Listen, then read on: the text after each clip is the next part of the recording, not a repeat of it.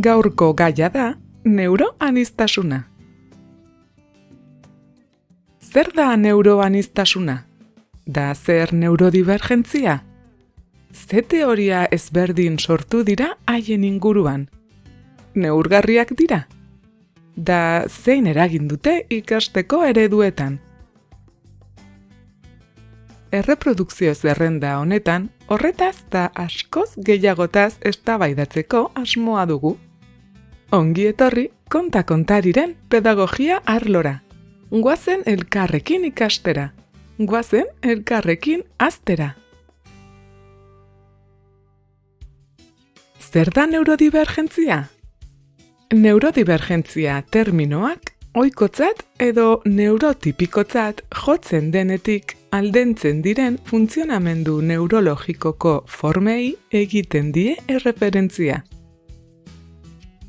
Baldintza horiek eragina izan dezakete pertsona batek informazioa prozesatzeko, mundua hautemateko, da besteekin harremanetan jartzeko duen moduan.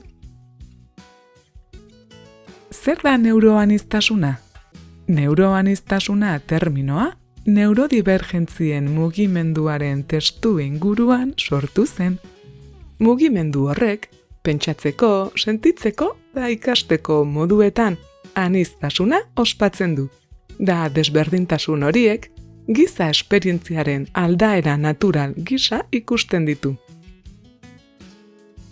Neuroaniztasunaren ikuspegiak onarpena da inklusioa sustatzea du helburu. Eta nabarmendu du neurodibergentziak ez direla konpondu beharreko arazoak, baloratu eta babestu beharreko desberdintasunak baizik. Horrek ez du esan nahi esku hartzeak edo estrategiak egin behar ez direnik, erronkak bakarkako beharren arabera kudeatzeko. Adibidez, arreta defizita eta hiperaktibitatea duen pertsona bat oso sortzailea eta dinamikoa izan daiteke, baina zailtasunak izan ditzake arreta zeregin monotonoetan mantentzeko. Neurodibergentzien hainbat adibide. Espektro autista, arreta defizita eta hiperaktibitatea. Dislexia, disgrafia da diskalkulia. Sentsibilitate handia. Adimen gaitasun handiak, besteak beste.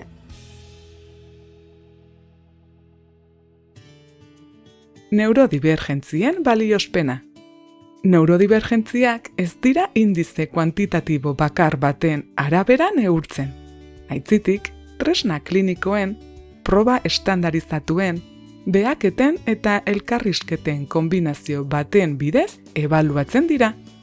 Jarraian, prozesu hori nola egiten den zehaztuko dugu. Bat, ebaluazio klinikoa. Profesionalek, hala nola psikologoek eta psikiatrek, tresna espezifikoak erabiltzen dituzte ezaugarri neurodibergenteak identifikatzeko. Adibidez, autismoan, autismoa diagnostikatzeko behaketa eskala edo autismoa diagnostikatzeko galdetegia bezalako tresnak erabiltzen dira. Arreta defizitan eta hiperaktibitatean DSM-5 irizpideak erabiltzen dira. Conners Rating Scale bezalako ebaluazio eskalekin batera.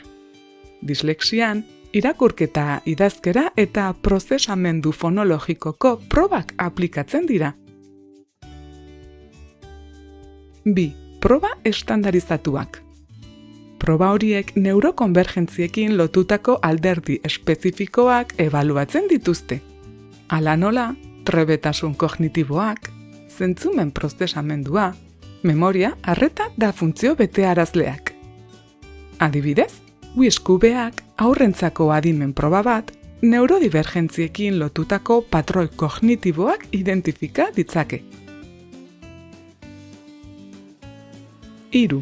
Oharrak eta elkarrizketak. Profesionalek pertsonaren familia, eskola edo lan inguruneari buruzko informazioa ere biltzen dute. ezaugarri neurodibergenteen eguneroko bizimoduan duten eragina ulertzeko. 4. Autotxostenak da galdetegiak.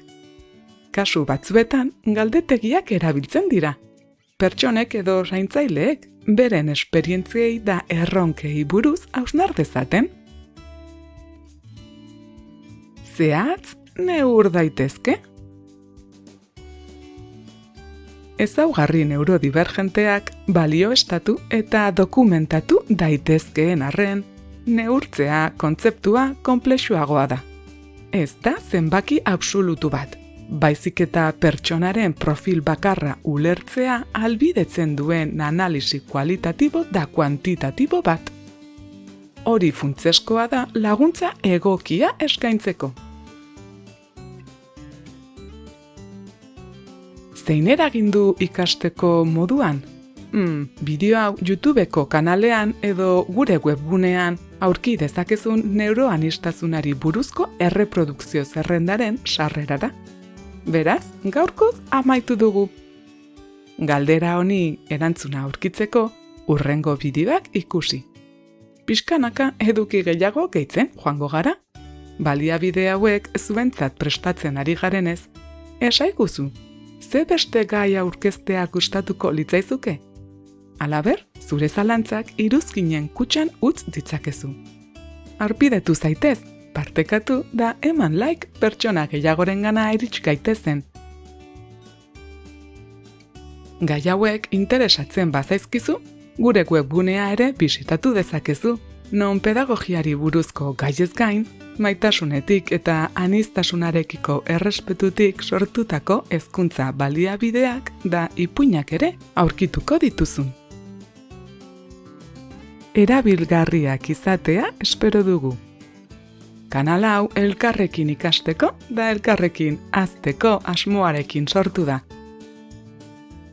Eskerrik asko eta hurrengora arte.